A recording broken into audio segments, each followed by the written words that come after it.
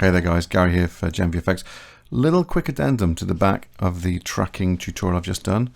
I had not, in fact, realized that there was a jump in the animation render. When I looked at it, I do a quick scan of it and I dropped it into the edit and watched it through and I layered it up and boom, that was it. I was kind of like, that's happy, I'm happy with that.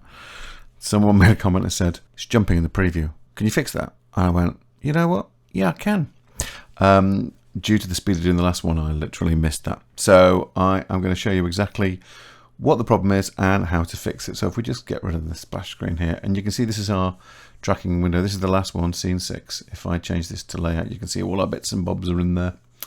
And if we go back to the motion tracking, you can see this blue line and there are jumps in it. Now these jumps are there at frame 40. There's one at frame 22 and there's one at frame 280.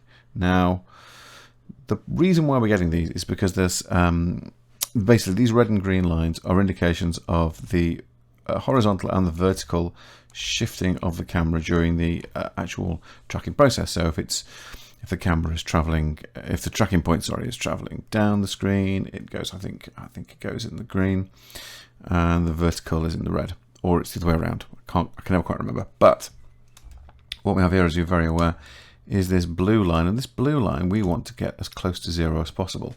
And if it's not close to 0, then there's something wrong with all your tracking points, you're doing something wrong. But we also have these little kinks just here, and this one at 140, you don't really notice it. If I go here and if I just scrub slowly here, that you don't really notice it, but there's a tiny little pop just as you go from 40 to 41, just there.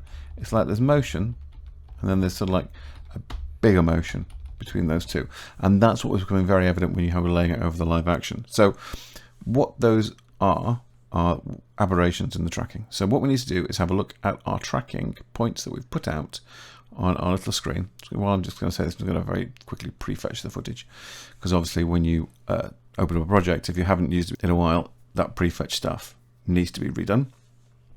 It's building it all now.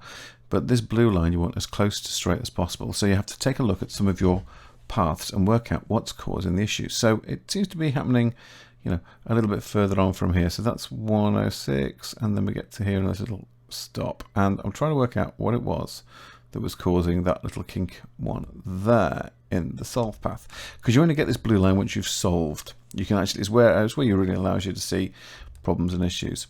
So that one happens as this one ends, this tracking point here ends, and that kinks into there. So in order to remove that aberration, as it were, what we need to do is go back here to an earlier point, say when it curves nice and clean, and we'll take this. I'm going to delete every part of the tracking data after that point. I think I'm back here to solve, and I'll hit solve. It kills that, makes the incorrect thing go away, because it's saying that what was happening here was causing such a shift in the track that it was causing it to go off track, if you see what I mean. So if we go along to here and look where 140 becomes 141, we've got two tracks there, and it's quite high. Two tracks there that are causing the same issues. It's this one and it's this one. So I'm going to go back here to where they're about there, and I'm going to kill. Using this, I'm going to basically clear the track path beyond those 2 points. Now they have gone away. If I solve this, you'll see that's gone. I've got another one here. Let's just take that a little bit further back and solve that again. And there we go. And now that has gone. That big lumpy bit there has gone. And then we'll probably find there's one here that vanishes too, and it's this one here, right at that little kicker there. Bring this back to here where it's about where it feels like it's definitely the curve is correct. I'm going to delete anything from that point on. I'm going to hit solve again, and now that one's gone. We have a few little bit of what look like little lumps, but nothing into massive kinks now. So if I go back now to our layout, when I scrub over here, you'll see. In fact, can I zoom in without this going wrong? Right. Yeah, there we go. So if I just push here like this across, when we reach 40 before, it was going, whereas now if I just scrub through this, we've got 40. It's really nice and smooth. So that's how you get rid of those awful lumps. go back to your tracking, find out what is going wrong, what is dying or whatever just before, what is being coming to the end of its little like lumpiness. There's like this one here. See, that one's doing the same thing there. There's still a little bit of a lump there. So let's get clear that after that bit there, and solve that again. And there you go. That's let's let you all solve that again. And then I think that seems to be helping a little bit as well. Just to do that off. Yeah, it is. It is definitely making a slight difference.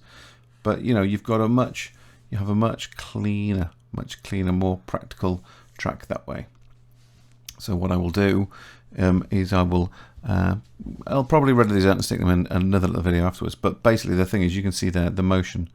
If I just press play there, you can see as it comes up to that 140 point. It's as smooth as a smooth thing. Okay, guys, there you go. That's a little extra bit there just to fix an error of my own making. I'll speak to you all later, guys. Take care. Bye.